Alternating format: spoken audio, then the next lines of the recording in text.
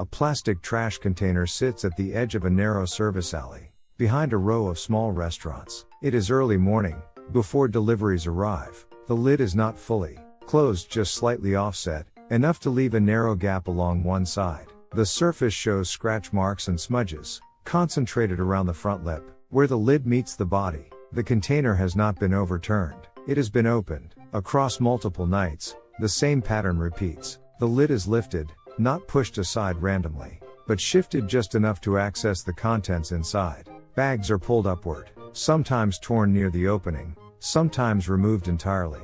The container itself remains upright. The disturbance is localized to the point of access, rather than distributed across the area. The behavior suggests repeated interaction with a consistent mechanism, rather than accidental disruption. The animal responsible does not approach this container as a single-use opportunity. It returns to it as a stable resource site. The container represents a concentrated energy source, but one that is intermittently sealed. Access is not guaranteed. The animal must evaluate whether the effort required to open the lid is justified by the expected return. At this location, the lid design introduces a constraint. It rests loosely but requires upward force applied at a specific edge. A direct push from the top is ineffective, because the hinge structure limits downward displacement. The most viable approach involves lifting from the side, where the seal is weakest. Over repeated interactions, contact points become consistent. The front edge shows the most wear, because it provides the highest leverage relative to the hinge. The animal's interaction with the lid does not begin with a fully formed action. It emerges through repeated contact with similar structures. Containers differ in weight, balance, and closure resistance. Some lids are too heavy to lift without destabilizing the container. Others are too tightly sealed to create an initial gap. The animal does not treat all containers as equally accessible. It filters them based on prior outcomes. When a container yields access with moderate effort, it becomes part of a preferred route. The animal incorporates it into a repeated movement pattern through the environment. These routes are not fixed in a map-like sense, but are reinforced through successful encounters. A container that opens reliably reduces uncertainty. Over time, the animal approaches it with less exploratory behavior and more directed action. The act of opening the lid involves coordinated movement rather than random force. Contact is applied at the edge, followed by a brief lift. If resistance is too high, the attempt is abandoned quickly. Prolonged struggle increases exposure time in an open area, raising the risk of disturbance. The animal operates under a constraint, where energy gain must be balanced against both effort and exposure. In environments where human activity is frequent, timing becomes a critical variable. The container is most accessible not only in terms of structure, but also in terms of disturbance levels during certain periods. Early morning and late night offer reduced interference. The animal's visits align with these windows, not because of a fixed schedule, but because these periods consistently reduce interruption. The decision to engage with a container is not based solely on its contents. It also depends on the predictability of access. A container that occasionally opens but often resists may be bypassed in favor of one that opens consistently, even if the latter contains less food. The stability of access reduces wasted effort. Over time, this leads to selective interaction with containers that meet a threshold of reliability. The animal's physical structure supports this interaction. Its forelimbs allow for grasping and pulling rather than only pushing. This expands the range of possible interactions with objects that require directional force. However, this capability alone does not determine behavior. It only enables certain strategies, when the environmental conditions make them viable. In this alley, the container's placement against a wall reduces movement when force is applied. This increases the likelihood that lifting the lid will succeed without tipping the container. In more open areas, the same lid might cause the container to shift or fall when lifted, reducing the efficiency of the action.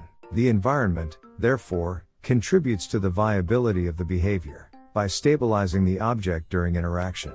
Over repeated nights, the container's lid becomes easier to open. The alignment degrades slightly, creating a larger initial gap. This reduces the force required for subsequent openings. The animal benefits from this gradual change, without actively modifying the container beyond repeated use. The system becomes more accessible through accumulated interaction, rather than deliberate alteration. The contents inside the container vary, but the variability does not disrupt the overall pattern. Some nights yield high-value items, others less so. The key factor is that the container consistently contains something edible.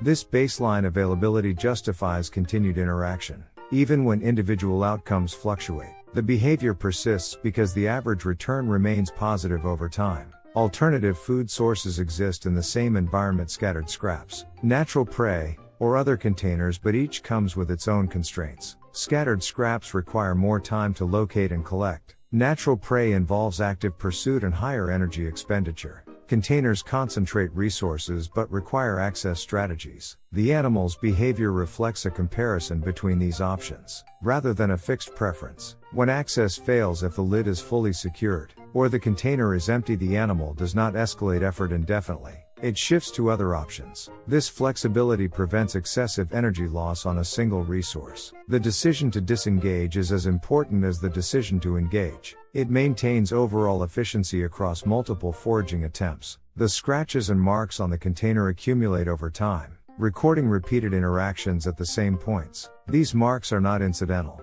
They indicate where force is applied and where contact is most effective. The pattern is consistent across similar containers in different locations. The same edges and seams show wear, suggesting that the behavior generalizes across contexts. With similar structural features, in areas where containers are redesigned, heavier lids, locking mechanisms, or tighter seals, the behavior shifts. Some containers are abandoned entirely.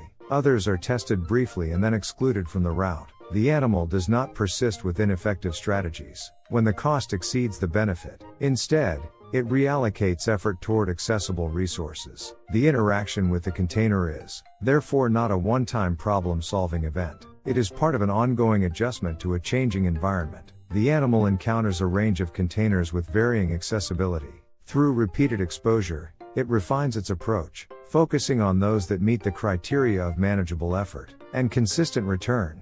Back in the alley, the lid remains slightly misaligned, even after being closed by human activity. The next night, the same gap provides an entry point. The animal approaches, applies force at the worn edge, and lifts. The motion is brief, controlled, and sufficient. The container opens again, not because of a single successful attempt, but because the conditions continue to support the behavior. The system persists as long as these conditions remain stable. Containers that are not fully secured, environments that allow low disturbance, access, and a consistent presence of edible material. The behavior does not require variation to continue. It is sustained by repetition within these constraints. Each opening of the lid is a continuation of this process, rather than an isolated act. The marks deepen, the alignment shifts slightly more, and the access becomes incrementally easier. The animal returns, not to solve a new problem, but to repeat a viable interaction within a familiar structure. Over time, the container and the behavior adapt to each other. The container becomes easier to open through wear, and the animal becomes more efficient through repetition. The interaction stabilizes, forming a consistent pattern within the environment. The lid is closed again during the day, but not perfectly. By the next early morning, the same narrow gap remains. The edge shows the same marks. The container stands in the same position, and the behavior continues, not as a deliberate strategy, formed in a single moment, but as a sustained response to conditions that consistently make it work.